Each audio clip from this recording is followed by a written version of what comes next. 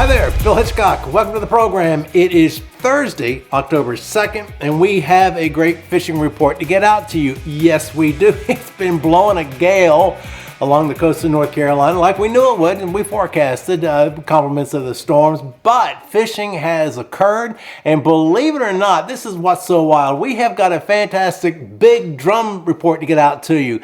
But was it from Hatteras? No. Pamlico Sound? No. Neuse River? No. Cape Lookout, Crystal Coast there? No. So where are these big drum being caught?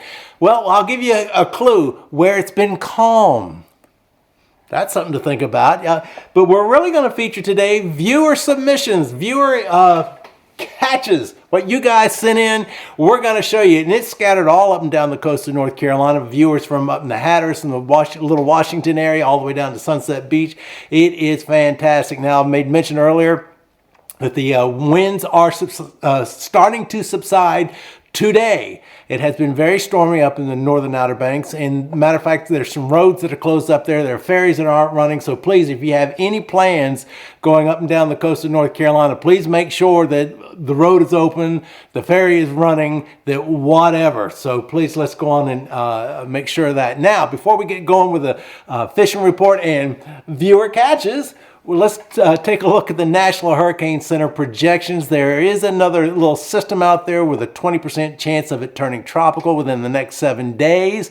When I took a look at the very long-range forecast with the GFS, the American model, or in the Euro, the ECMWF, the GFS shows interesting stuff in about 2 weeks, but that is so far down the road that I'm not even bothered to show it to you because it's going to change 100,000 times between now and 2 weeks. So let's not worry about it. We know that we're going into the time of year where things are going to start transitioning. Now, what I want to do is give you your wind forecast. Wind has been so prohibitive that piers have closed down this past week. What's it going to be like this weekend? Let's go on and take a look at the wind forecast by Satfish.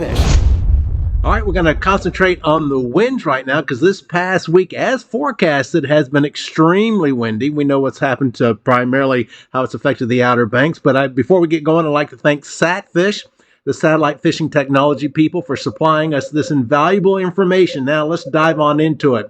This is Thursday morning as I am doing this. This is the live wind speeds and directions. By the way, two things.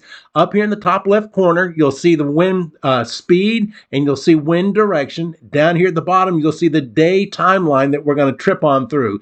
Now let's work up here in the Outer Banks area. Today, this morning, as I'm doing it, Nag's Head is about a 21-knot wind down at the Point of Hatteras, or 22-knot wind. Down here at Cape Lookout, we're looking about a 20-knot wind. And down here in the Cape Fear region, depending exactly where you are, same thing, about a 20, 21-knot wind. Let's move into Friday. Early afternoon here in the Cape Fear area. It's the same thing, it's about 20 knots. Tomorrow in Cape Lookout, though, it's going to be about 16 knots. Same thing around Cape Hatteras, working on up here in the northern Outer Banks, Oregon Inlet area, around 16 knots. Saturday, what happens? It starts to cool down. Listen to me. Slow down just a little bit. The wind direction is still pretty much the same thing out of the northeast, but you can see here out of the Oregon Inlet areas around 11 knots. Cape Hatteras Point around 11, 12 knots. Come here to Cape Lookout around 13, 14 knots. Down here in the Cape Fear area, it's particularly on this side, you'll see that you're around 16 knots or so, but if you get closer on the other side, you're around 12, 13 knots. And then finally on Sunday, let's see what happens on Sunday. We got more of an easterly wind happening here. And you can see that it's at 15 knots down here at Cape Fear. It's around 13 knots around Cape Lookout. Here at the Point of Hatteras, where they're going to really be taking the brunt of the easterly wind, around 12 knots. And up here in Oregon Inlet, about the same thing. Now, I'll very briefly, we'll take a look at the seawater surface temperatures, if I can get my little thingy here to work. There we go. This is a 3-day composite. Now, that looks like a mess because it is a mess. And this is 3 days combined. The cloud cover has created interference, so we cannot get a straight shot or a clean shot of the sea surface temperatures. You can tell, though, it has cooled down. Look at this little spot here in Pamlico Sound. It's around 75 degrees. You may recall before this wind, it was several degrees warmer. But as soon as the clouds go away, we'll be able to get a clear shot and let you know exactly what's going on, because we have had a cool down. I'd like to thank Satfish, the satellite fishing technology people, for supplying this information. Go to their website, satfish.com, satfish.com. Take a look at what they got. There is some fascinating stuff there. All right, looks like the winds are calming down. Doesn't look like it's going to be slick Cam, but the winds are calming down. Now, I do want to make mention about one of the premises of this program is we try to show you the here and now. So when we're giving you fishing report information, the fish was swimming yesterday at worst case scenario 48 hours ago. So that's one of the premises of the show, such as Salty Waters OBX out there in the Outer Banks. He says, more drum action and blues for my crew yesterday. If it's blowing, we're a-going. So this is, at the beginning of the show, I said there's a lot, drum, big drum. This isn't where I'm talking about. We'll get to that. But one other thing I want to add, he says, if it's blowing, we're going. This is an experienced charter boat captain out of the Hatteras area. If you're not an experienced charter boat captain out of the Hatteras area, I wouldn't recommend going out. All right, so Hatteras Island, Avon Pier, they're closing at 5 p.m. and opening up at 8 a.m. in the morning, and they asked for folks to check their Facebook page. Frank and Franz out of Avon, North Carolina, says, as you can imagine, it was a pretty rough day for fishing. This is yesterday. High, rough surf made it very difficult on the ocean side, though we did hear of just a few decent blues here in Avon on the sound side yesterday. And also keep in mind, this is primarily, they've been dominated by a northeasterly wind, which there on the north beach of Hatteras means the beach is facing the wind, the sound isn't. So if you're standing on the sound looking over the Pamlico Sound, the wind's going off your back, not in your face. All right, let's see, we've got drum and bluefish. That's all right from there. Now we're going to skip down to Bogue Inlet Pier. They say the pier is open to fish, but please be careful of the big swells. Now, this is where it gets very, very interesting. Start working down south and south. This is where the activity has been. Johnny Mercer's Pier, puppy drum, bluefish, and Spanish mackerel, only to be outdone by Jolly Roger Pier. They say, here's Paul with a 33-inch drum caught and released yesterday, and they say they've got good catches of Virginia mullet or sea mullet. On September 29th, right after the last show we did, there was dolphin were feeding in close that morning, and Jay with a 22-pound king in the morning, and then in the afternoon, he goes on and catches a 24-pound king. That's at the Jolly Roger. Now, the Sunset Beach Pier. This is what I want you to take a look at. Now, we've all seen the video of the homes falling into the drink up there in Buxton and also in Rodanthe. By the way, it wasn't just this one storm that caused that. This has been a series of creating that. But we've seen the horribleness that's happened up there with the gale force winds. Let's take a look at what happened at Sunset Beach Pier. Look at this video. Hi guys, good Wednesday. Around lunchtime, today's October the 1st. Man, where is time gone? This year seems like it has flew by today. I don't know, I'm gonna try to zoom in. There's mullet, bait fish out here. It's absolutely just insane, the amount of them. Just, the whole water's full.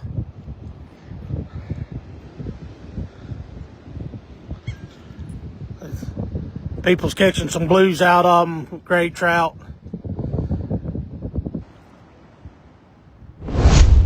Keep in mind that Sunset Beach is there by the North Carolina-South Carolina border. It is an east-west beach. It faces south, just like Bogue Banks, the Cape Lookout area. It's an east-west beach. It faces south, as opposed to it's facing this way, as opposed to Hatteras Island, which is basically facing that way. So it's affected completely different from the winds as everybody else. Now, let's take a look at the Curie Beach Pier. Victoria Atkins, with her citation 42-inch red drum, caught October 1st.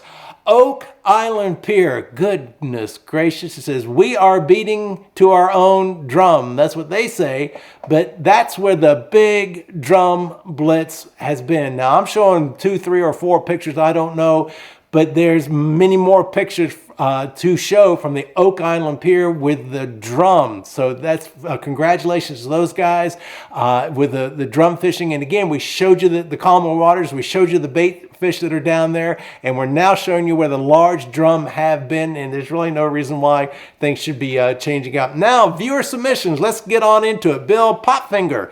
He says, two brothers, Wyatt and Windsor Oglesby, fishing out of Mains Harbor with their grandfather, Timmy Midget, with a couple of nice flounder. Midget, that's a very common name up there. Kevin Logan, he says, hi, Bill. Captain Carl Hune, I hope I'm pronouncing that properly, caught this 44-inch drum on our boat Saturday, September 27th, on the south side of the Pamlico River across from Little Washington. It said, caught on a trout rod using a gulp shrimp under a popping cork. Was quite an adventure getting it in. Great fun. Thanks for all you do, Kevin and Karen.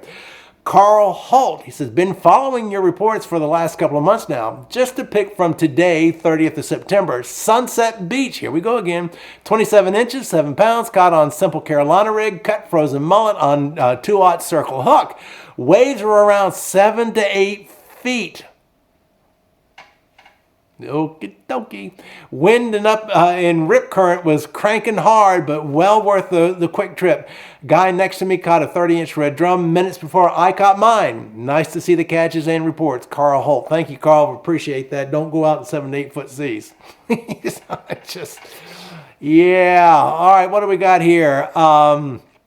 Something about a bunch of pictures. I don't know. Derek Edwards. That's it. Donnie Long from September 24th and 25th from Cape Point there at Hatteras.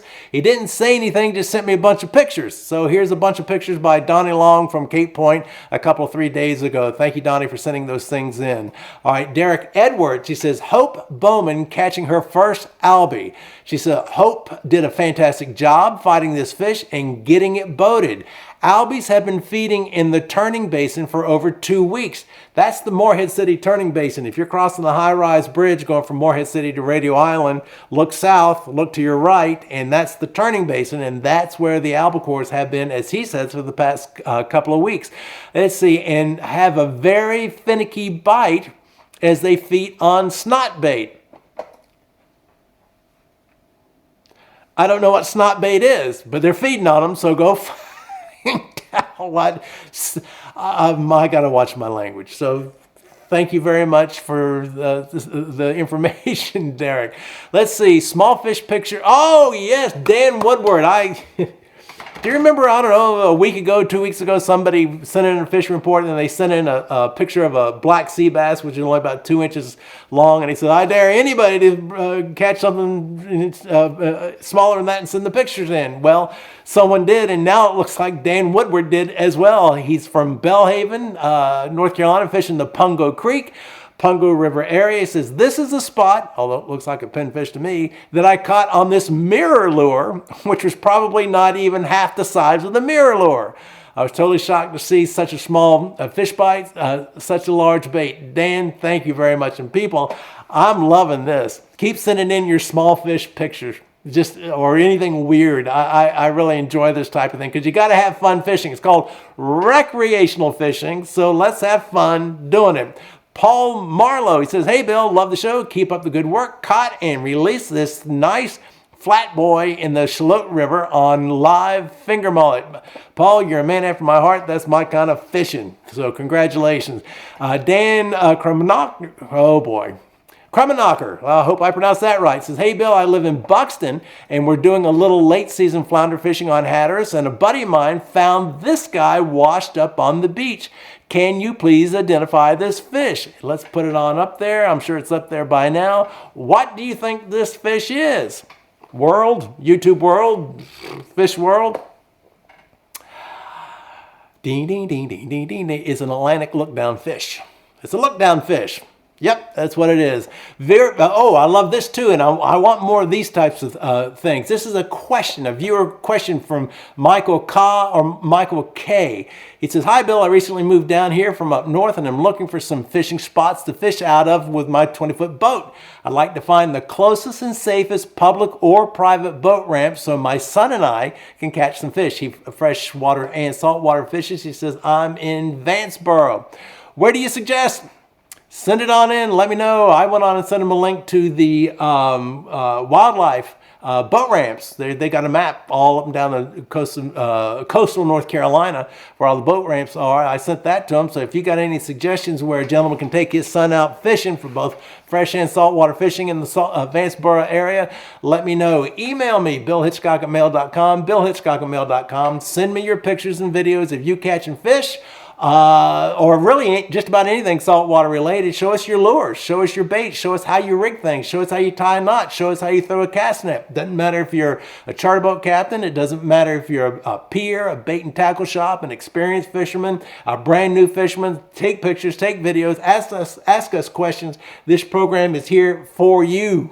So anything we can do, Bill Hitchcock at mail.com. All right, that's enough of me. It looks like the winds are going to subside and the weather's going to be friendlier this weekend. So send me your stuff so we can get it on the air. Until next time, I'm Bill Hitchcock. See ya.